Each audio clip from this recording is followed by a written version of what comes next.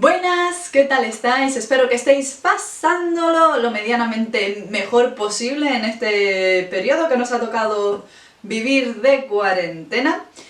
Vamos a tener días malos, vamos a tener días buenos y no pasa absolutamente nada, así que yo solo espero que se les esté pasando lo más leve posible.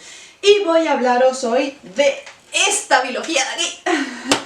¿Qué es la biología de 6 de cuervos del Grishaverse? Sería la biología que iría después de la trilogía, y con esto se completa el círculo, o lo que estará basado la serie que va a sacar Netflix sobre este universo, que ahora que ya me he terminado los 5 libros, puedes anunciar la fecha cuando quieras, Netflix. Por favor, lo más pronto posible. Y bueno, mi reseña se va a dividir, así para que no os asustéis porque probablemente me haya quedado increíblemente larga. Se va a dividir en varios puntos en los que pues voy a ir hablando de diferentes percepciones que he tenido de estas dos novelas, de las que se compone la biología, que por cierto son estas dos de aquí. 6 de cuervos y Reinos de ladrones. 6 de cuervos y Reinos de ladrones, ni adredes lo he hecho, o sea, me han salido los dos seguiditos así. Bueno, total, se vuelven para adentro. Mira los posit, very important. Esos posit representan todo el fangirleo interno que he vivido yo leyendo esta... ¿Me haces el favor? Gracias. Leyendo esta saga.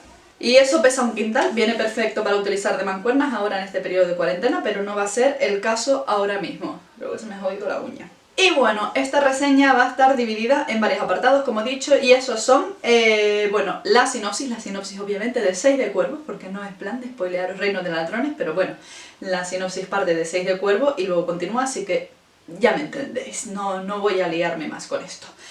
Voy a hablar de la ambientación, comparándola con la ambientación que hay en la trilogía Grisha, y esto lo hago también porque son unos libros que se pueden leer de manera independiente. Y luego pues me voy a centrar en tema de los personajes y finalmente la trama y el estilo de narración. Bueno, el estilo de narración voy a estar fangirleando todo el tiempo porque al final la narración lo es todo, ¿no? Es ambientación, es trama, es personajes, es todo. Y bueno, tengo que decir de esta saga que ha habido un gran cambio, una gran evolución que ha tenido la autora desde que estuvimos en la trilogía en su momento, ahora la biología, o sea, se nota que ha madurado muchísimo, y os puedo asegurar que esta biología no es algo que puedas escribir en 2-3 meses así rapidito, no, esto es una biología que por su complejidad, por cómo está estructurada, por cómo está escrita, se nota que tiene muchísimo trabajo detrás y no es para menos. O sea, estuvo como 36 semanas, 6 de cuervo, los más vendidos de New York Times, y no es para menos, o sea, es que se tiene merecidísimo el puesto. Bueno, lo primero de todo, ¿se puede leer de manera independiente a la biología de la trilogía? Yo creo que esto lo contesté en la reseña de la trilogía. No estoy muy segura, que por cierto tenéis una reseña en la que hablo de la trilogía por el canal que hice hace muy poquito y podéis ir a ver antes de esta si queréis, y luego venís a ver esta. Total, se complementan también. ¿Se pueden leer de manera independiente? Sí, de hecho hay un montón de gente que lo que está haciendo es que se empieza a leer la biología, y como esta biología pues gusta tanto porque tiene tanta cosa guay, pues acaban leyendo después la trilogía y no pasa absolutamente nada. A ver, spoilers, te vas a comer. El spoiler que más obvio que te vas a comer es el final de la trilogía Grisha, pero vamos a ver que no hace falta ser un lumbreras, es una distopía de fantasía juvenil. ¿Tú cómo crees que va a terminar ese tipo de libros? No nos leemos este tipo de libros por cómo van a terminar, eso es un hecho. Nos lo leemos por el salseo, y yo por la ambientación también, porque me flipa una buena ambientación. Y luego, bueno, pues te vas a perder gran parte de los guiños que hay hacia la trilogía que hacen que tu fangirl interior se revuelva y empiece a vibrar. Que sobre todo están en el segundo libro, Reino de Ladrones, que hay cada guiño que es como, madre mía, a mí me daban la vida. Yo cuando leía ciertas conversaciones decía, pero qué bonita, por favor. Pero ya está, eso es lo máximo que te va a doler. Que no te va a doler si no te lees la trilogía y primero optas por leer la biología. No pasa nada. Está todo bien, no te vas a morir, el mundo no va a explotar y todo va a seguir su curso. No creo que hubiera sido buena idea decir esto en estos momentos, pero bueno, no pasa nada. Total, ¿de qué va la biología 6 de cuervos? Pues nos encontraremos con los peores maleantes, los de la peor calaña, que existen en la ciudad de Ketterdam. Es como la peor ciudad que te puedes encontrar en todo el universo Grisha, de peor gente que puedes encontrarte ahí. Pues aquí vamos a encontrarnos con los peores personajes, la peor calaña que vive en esa ciudad. Esos son nuestros protagonistas, los antihéroes de turno. Son unos malditos ladrones y estafadores y, si me apuras, también de vez en cuando asesinos cuando no les queda de otra. Eso es lo peor. A esta gente vamos a hablar de Cassie y compañía, porque Cassie es como el protagonista, aunque ya veremos que no.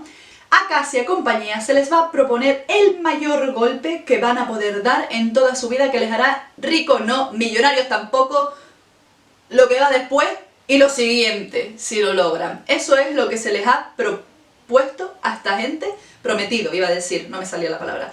Es lo que se les ha prometido a esta gente que se les va a dar. Y este golpe consiste en entrar en la prisión más inexpugnable del mundo, la más segura, la más fortificada, la más chunga y la peor de todas las prisiones a las que puedas ir. Tienen que entrar ahí, haz el corazón de la prisión y alcanzar lo que será un secreto que puede llegar a tornar el equilibrio del mundo.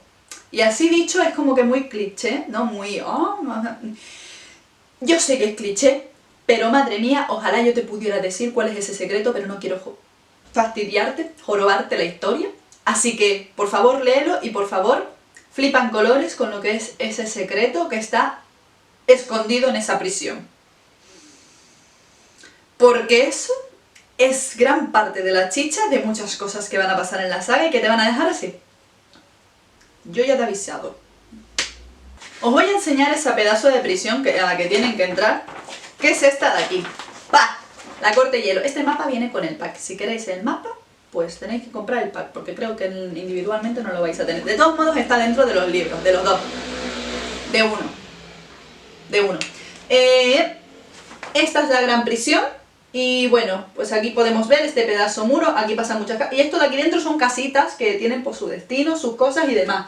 O sea, este pedazo cosa es a donde tienen que entrar, conseguir eso y luego salir. Y salir todos bien y perfectamente. O sea, es una barbaridad. Una barbaridad. Y esto se llama la corte de hielo. Es decir, hace un frío que pela aquí. Yo aquí no sobrevivo ni 10 minutos, que soy canaria, por favor. A mí me llevas aquí y me muero. Me muero a los 10 minutos, no estoy ni entrando por el muro y ya me morí. Pasamos a la ambientación. Obviamente seguimos en el Grishaverse, que es el universo que ha creado Leigh Bardugo, pero no será el Grishaverse que hemos conocido en la trilogía al uso. La trilogía está ambientada en Ravka, que es un país habitado por Grisha y donde se encuentra el primer y el segundo ejército Grisha. Básicamente los Grisha, pues su destino paradisíaco sería vivir en Ravka. Pero esta biología ocurre fuera de Ravka, donde los Grishas no son tan bienvenidos. Esto de todos modos se menciona de alguna que otra vez en la trilogía principal, de que los Grishas no son seres como que muy queridos fuera de Ravka. Pues aquí en esta biología se va a desarrollar a qué tanto no son queridos, qué tanto son odiados por fuera. Pues mucho. Muchos al punto de que son perseguidos, esclavizados, aniquilados, asesinados y de todo. Todo muy mal, todo muy horrible. Y los Grisha, pues fuera de Ravka, si no quieres ser militar, te toca esconderte. En resumidas cuentas, es una desgracia de vida, la verdad. Tener poder es para eso. Y en concreto nos vamos a situar en Ketterdam, que es la ciudad donde estarán nuestros protagonistas. Ketterdam es esta ciudad tan maravillosa de aquí, que bueno, sí. Esto es mar de aquí, esto es mar y esto es la ciudad.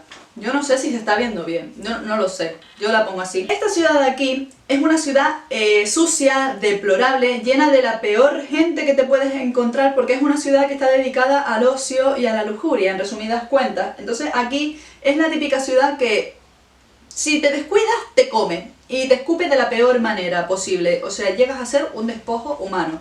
Y tienes que tener cierta malicia para vivir aquí, porque si es que si no vas a morir en la desgracia más grande. O si no mueres en la desgracia, te utilizan hasta tal punto de que desearías morirte, en resumidas cuentas. Pues es aquí donde viven nuestros protagonistas. Ellos son como la fortaleza, eso que ha escupido la ciudad, en resumidas cuentas. ¿Qué pasa cuando llegas nuevo a la ciudad y te escupen? Pues eso es Los protagonistas son ese escupitajo. En este barrio se concentra la gente, bueno, si has dicho que Ketterdam es horrible, es malísima, pues en el barril se concentran todas las malas personas. O sea, lo peor de Ketterdam se concentra en el barril. Aquí nos vamos a encontrar a todos los ladrones, a todos los estafadores, de la peor calaña que puedan existir en la ciudad, que por eso nuestros protagonistas pues están aquí. Este es su punto de partida, de inicio. Y bueno, por último me queda decir, recopilando respecto a cómo los Grisha son tratados fuera de Ravka, que aquí la religión y las creencias de las personas tienen muchísimo peso. Y nos vamos a encontrar con diferentes culturas a lo largo de los diferentes países que pueden haber dentro de este Grishaverse. Hay una cultura en particular cuyos militares se dedican única y exclusivamente a la caza y al asesinato de los Grisha, y que son prácticamente, se podría denominar casi que una secta que los persigue. Su objetivo en la vida es aniquilar Grisha, en resumidas cuentas. Y respecto a los Grisha, aquí no viene una guía como pueda suceder en la trilogía Grisha, porque hay diferentes tipos de Grishas, como pueden ser pues mortificadores, vendavales. Los vendavales se encargan del tema del viento, los mortificadores, si mal no recuerdo, podían manejar a las personas un poco a su voluntad. Y luego tenemos hacedores también, que los hacedores, yo os comentaba en la trilogía Grisha, cuando hacía la reseña, que eran una especie de ingeniero. En esta saga, fíjate tú, en esta biología he entendido un poquito mejor qué es el poder de los hacedores, porque la verdad que en la trilogía no me había quedado claro. Fíjate tú, lo desarrollo un poquito más. No hay una guía como tal, pero sí que es verdad que según te están nombrando el Grisha, te están diciendo qué es lo que hacen. Entonces, respecto a eso tampoco te vas a perder mucho. Y los Grisha, a pesar de estar dentro del Grishaverse, tampoco son los protagonistas indiscutibles de esta historia. Sí que es verdad que aparecen como un elemento más, pero no están dentro del tema principal que nos ocupa, sino que es un elemento más dentro de todo el universo. Ahora vamos a pasar a hablar de los personajes, que es una de las cosas que más me gusta leer en los libros también, ya lo sabéis, ambientación y personajes, por eso la fantasía es mi género favorito. Ambientación y personajes, y estos personajes es que mínimo les vas a coger cariño a todos y ya mínimo vas a querer que todo le salga bien, a pesar de que, como decía antes, son la peor calaña que pueda existir dentro de Ketterdam. Vamos a conocer a cada uno de ellos bastante bien, la historia que los ha llevado a estar donde están, qué motivaciones tienen y cómo van a ir desarrollándose. Sobre todo la historia la vamos a conocer más en el primer libro, y en el segundo libro vamos a ver cómo esas limitaciones que tienen cada uno de los personajes pues poco a poco van a intentar ir superándolas. Cómo se van superando cada uno a sí mismos y cómo les cuesta, las dificultades que tienen, las limitaciones, todo lo que sufren por culpa de eso, pero cómo a pesar de ello van a ir superando todo eso, y es de lo mejorcito que tiene esta saga, además de las dinámicas entre personajes, porque hay una diversidad tan grande de personajes que se forman unos diálogos tan divertidos entre ellos muchas veces que vamos, es dosis de fangirleo puro y duro. Vamos a ir conociendo a los diferentes personajes. Tenemos en primer lugar a Cass Breaker, que es este de aquí, definido como ladrón, ¿vale? Cass es un capullo integral, con todas las letras. Es una persona que solo sabe pensar en sí mismo, y cuando piensa en los demás es para ver qué interés le pueda suscitar o cuánto dinero le pueda llegar a sacar a la otra persona. Es de este tipo, esta persona.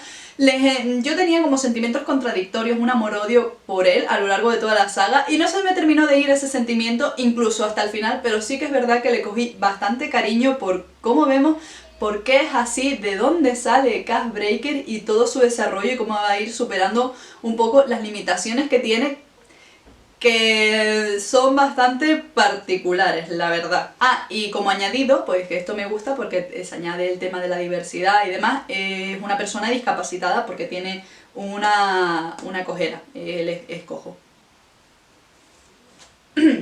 Por otra parte tenemos a Inez. Inez me recuerda muchísimo a un personaje que no sé si habéis leído la saga de Nacidos de la Bruma, de Brandon Sanderson. Bueno, me recuerda muchísimo a Vin, de esa saga, que es la protagonista de allí. Pues Inez, por su esencia, por su forma de ser, por cómo afronta las cosas, me recuerda muchísimo a ella. Y de hecho, este libro lo leí en lectura conjunta, y más de una vez, en lugar de nombrar a Inez, decía Vin, y decían, ¿Vin quién? Y yo, no, muchachos, Inez. Esta mujer es una persona que vive un poco resignada por la vida que le ha tocado, la verdad que ha sufrido muchísimo y al final pues donde está es donde se ha quedado y le toca vivir eso porque no puede salir de esa vida tampoco, así que vive resignada, lo ha aceptado y tira para adelante con ello, que en ese sentido pues oye, no la ves deprimida ni nada por la vida que le ha tocado, simplemente lo ha aceptado y ya, sin más. Es una persona increíblemente directa a la hora de hablar, pero también es muy reservada con respecto a todo lo que la atañe a ella, de hecho la llaman el espectro. Y la llaman el espectro porque aquí es una suerte de espía que siempre pasa desapercibido entre los demás y sabe cómo esconderse muy bien. Y tiene, que es lo que más me gusta de este personaje, tiene una fuerza de voluntad extraordinaria. A ella le dices, puedes hacer esto, y no te dice lo intentaré, sino no solo lo voy a intentar, sino que lo voy a hacer. Y a pesar de todas las dificultades, de lo difícil que puede llegar a ser, ella llega y con sus santos 2 ovarios va y lo hace. A pesar de todos los esfuerzos que pueda suponer esa tarea, que ella es la que se enfrenta realmente a más peligros, por así decirlo, dentro de toda la historia, y aún así ella va y lo hace. Y no mira hacia atrás y no se arrepiente, sino que siempre mira hacia adelante. Y es una cosa de la que admiro muchísimo de este personaje. También conoceremos a Jesper, que es un adicto a la adrenalina y al juego. Literalmente le encanta estar, si hay peligro, a él le encanta estar en el centro del peligro y vivir al máximo con sus 2 pistolas. Él donde pone el ojo, pone la bala, tiene una puntería extraordinaria y es uno de los mejores pistoleros de todo Ketterdam. Y vamos, es un personaje también que tiene mucha cholería y es muy divertido de leer. A mí me gustaba muchísimo leer los capítulos de Jesper. Bueno, y además de chulo también es un poquito bocazas. La chulería se le escapa por la boca muchas veces y muchas veces no debería de hacerlo. La verdad, es un personaje que tiene muchos defectos, pero que aún así, precisamente por esos defectos, se le acaba cogiendo cariño al hombre, la verdad.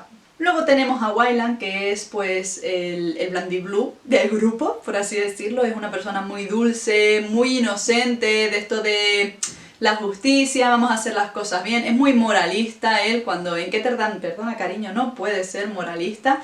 Y la principal arma que tiene Wylan es su intelecto. Él no tiene una fuerza extraordinaria, ni tiene un físico extraordinario. Él vence las adversidades gracias a su cabeza. Lo cual es muy curioso porque la historia de Wylan es muy curiosa también. Por otra parte tenemos a Nina, la grilla del grupo, la mortificadora. Es una grilla increíblemente poderosa, confía plenamente en sus poderes y siempre los utiliza a favor del grupo, siempre como que marca la diferencia dentro del grupo en una batalla y la gente la verdad que la teme bastante. Pero a la vez es un personaje con mucha chispa, muy alegre, muy vivaz, es muy divertida leerla y también dice las cosas claramente como las piensa. Ella defiende a muerte a los grillas, todo lo que conlleva la filosofía grilla, el modo de vida y demás, y lo defiende con uñas y dientes, así como defiende también muchísimo a los suyos, y es un personaje que en ese sentido me encanta porque está dispuesto a hacer lo que sea por lo suyo.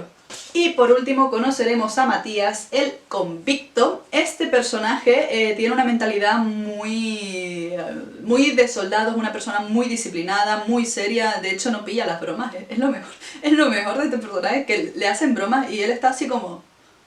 No, pero eso no puede hacer así porque no sé qué, y es como, no querido, era una broma, no te lo tienes que tomar en serio, o sea, relájate.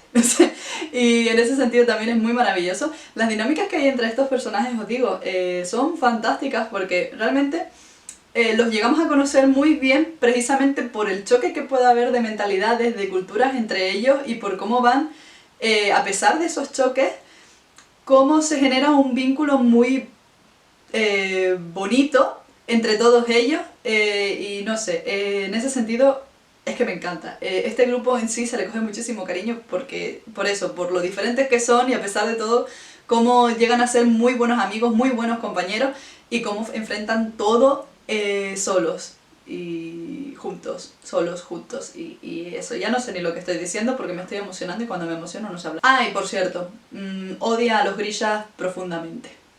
Y obviamente habrá muchos más personajes, pero esos son los principales y por tanto son los que me vienen a mí en las tarjetitas que puedo enseñaros, así que eso. Por cierto, si compráis el pack, cuidado porque hay merchandising que tiene spoiler de Reino de Ladrones. así que miradlo con ojo crítico. Las pancartas que os he enseñado son las de 6 de Cuervos. Y ahora pasamos a hablar de la narración, de cómo Leigh Bardugo ha conseguido que esta ambientación, estos personajes y esta trama estén perfectamente equilibradas, de cómo todo va fluyendo y todo se desarrolla en perfecta armonía. O sea, ¿sabéis lo difícil, lo complicado que puede llegar a ser desarrollar algo tan complejo y tan profundo y hacerlo bien? Pues ella llega y lo hace. Por último vamos a hablar de la trama, de cómo se desarrolla esta trama y las impresiones que he tenido yo respecto a ella.